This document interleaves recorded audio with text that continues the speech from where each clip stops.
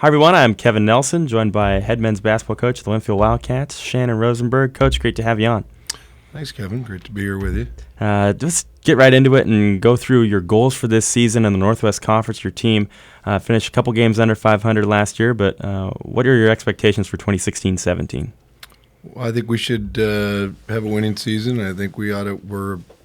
I think we ought to be able to make the playoffs. I mean, that's definitely a goal of ours. If not, play for a championship. So, I mean, that's always got to be on the forefront of what we're doing.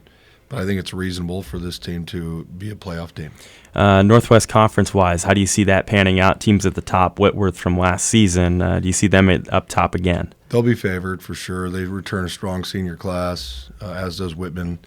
I'm sure those two will be favored. There's been some turnover with other teams, but, I don't know all the detail of all their rosters and such at this point.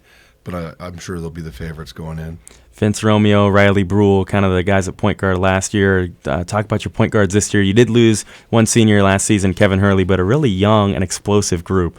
Yeah, we returned 9 of our top 10 players from last year. We have 2 point guards this year, Eric Dahl and Austin Daniels, both experienced, both logged lots of minutes last year. Austin's playing as well as he's ever played, as is Eric.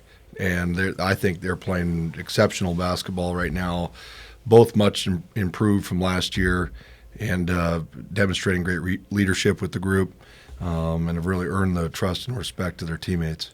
Big fellas on this team back kind of from injury and finally getting healthy. It seems like Matt Woods is back. Austin Murray seems like he's back at 100%. But talk about those guys that have a really tough task ahead of them in the Northwest Conference. Yeah, I like our big guys. I'd put our big guys up against – I think we're going to have some of the best big guys in the league. I really do. We've got Matt's healthy. Austin Murray's lost probably 15 pounds from last year and stronger than ever. Worked really hard rehabbing and training, and he's playing terrific. Jordan Clark's playing as well as he's ever played. We've got Austin Hilton, who's a new freshman, 6'6", 255 kid who's agile with soft hands. He's going to be dynamite in this league before it's all said and done. And then we have a transfer this year named Tyler Watts, who's a terrific kind of 3-4 type player. And the combination of those big guys, we're 2 to 2.5 deep at the 4-5 spots, and they're playing really well. We should be a heck of a rebounding team and really fortify the middle with this group. Talk about those transfers, the new guys to the program, some faces and some names we can get familiar with. Austin Hilton I just mentioned from Half Moon Bay, California. He's, like I said, I think he's going to be a force in this league in years to come. He really is light on his feet. Tremendous footwork. I mean, well advanced with his footwork, soft touch, and really a high IQ kid, very well coached in high school. Jason Aguilera, he's going to be good. He's got to let biology catch up a little with him. He's an outstanding shooter, a lanky 6'3" kid that can shoot the lights out, but gets pushed around. Inertia is not his friend right now, so he's got to come along there a little bit. And then we added Liam O'Reilly. I told you about Tyler Watts at South Puget Sound Community College. And Liam O'Reilly I recruited a few years ago out of high school. His teammate, Nagasi Hart, is a sophomore for us. He was a teammate of Liam's at Sacred Heart Cathedral High School in San Francisco.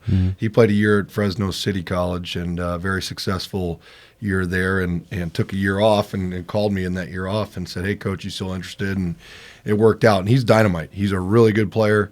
He's a 6'4", 6'5" wing, very athletic, can shoot it, take it in, dunk it on you, and just a great feel for the game. Seems like this team is more explosive and more energetic this season. How's the preseason played out and just your practices every day and getting guys on track? This is great. I mean, this is really the first year that our third year of recruiting and our first year where it's kind of all of our guys that we've recruited here, and it's been I'm filled with joy going to practice every day. These guys are a really special group, and I don't say that lightly. They're not only just a lot of fun to be around, they're very dedicated. They're hungry. I think the guys that have been around here the last couple of years that have suffered through some of the painful things we've been through are really determined. And I think the additions to this group and the maturity this group, I think really is a foreshadowing for good things to come for us. Is there one go-to player, if any? Is there a leading scorer on this team that you see early on? I mean, it could be spread around. We've got some capable guys, but Kyle Malouf's just playing incredible. I mean, he was our leading scorer last year, but he also, trained all summer, dropped some weight. If you see him, he looks slimmed down, and he's playing terrific. In fact, we had practice at 5:30 this morning, and he was a nightmare. I think he hit 8 of his first 9 shots and really scoring the ball well. I expect him to, he's a guy they call him.